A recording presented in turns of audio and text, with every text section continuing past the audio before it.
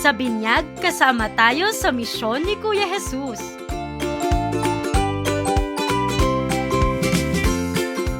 Ang mabuting balita ng Panginoon ayon kay San Mateo.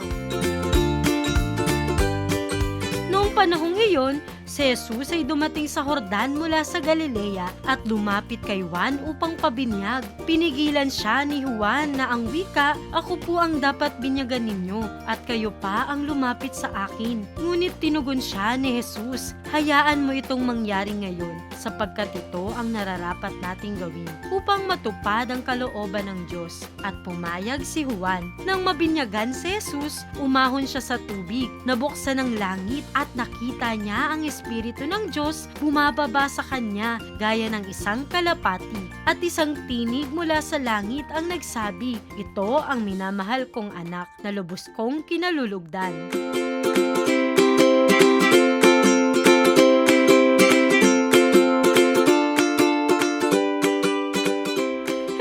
Bata, ngayon ay pinagdiriwang natin ang kapistahan ng pagbibinyag sa Panginoon. Matapos siyang isilang noong unang Pasko, si Jesus ay lumaki at naging masunurin sa kalooban ng Diyos. Bago simula ng kanyang misyon bilang Mesiyas, siya ay nagtungo sa Ilog Jordan at lumapit kay Juan upang magpabinyag. Kayo ba mga bata, saan at kailan kayo bininyagan?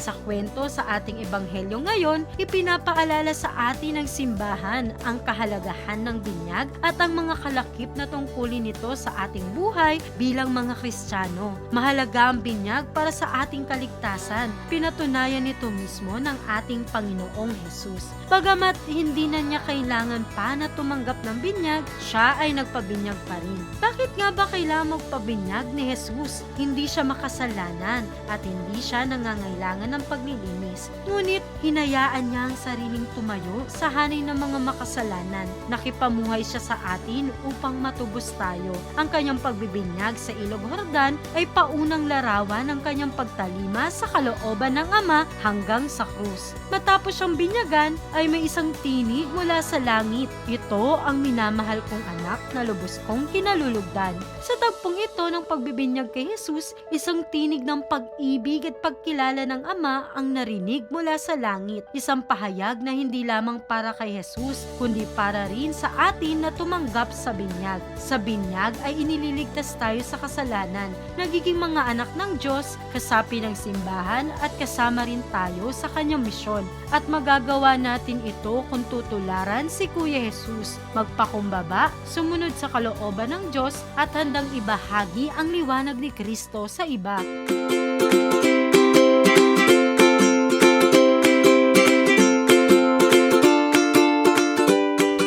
Bata, dahil kasama tayo sa misyon ni Kuya Jesus noong tayo ay binyagan, tayo ay hinahamon na, una, maging masunurin. Inaasahan tayong maging masunuring mga anak ng Diyos upang tayo ay hindi mapahamak at maligaw ng landas. May papakita natin ito sa araw-araw na pagsunod sa utos sa mga magulang, pagbibigay ng oras sa pagdarasal at pagsisimba. Ikalawa, maging tapat. Ngayong laganap na ang mga fake news, scam at iba pa sa social media, hinahamon tayo ngayon na iwasan ang pandaraya at pagsisinungaling. Matuto tayong magsabi ng totoo. At ikatlo, maging mapagkumbaba. Ito ay pamumuhay ng simple. Magagawa natin ito kung araw-araw at marunong tayong magdasal at magpasalamat sa Diyos. Ipinapakita nito na marunong tayong tumanaw ng utang na loob. Lahat ng mayroon tayo ay bigay ng Diyos sa atin.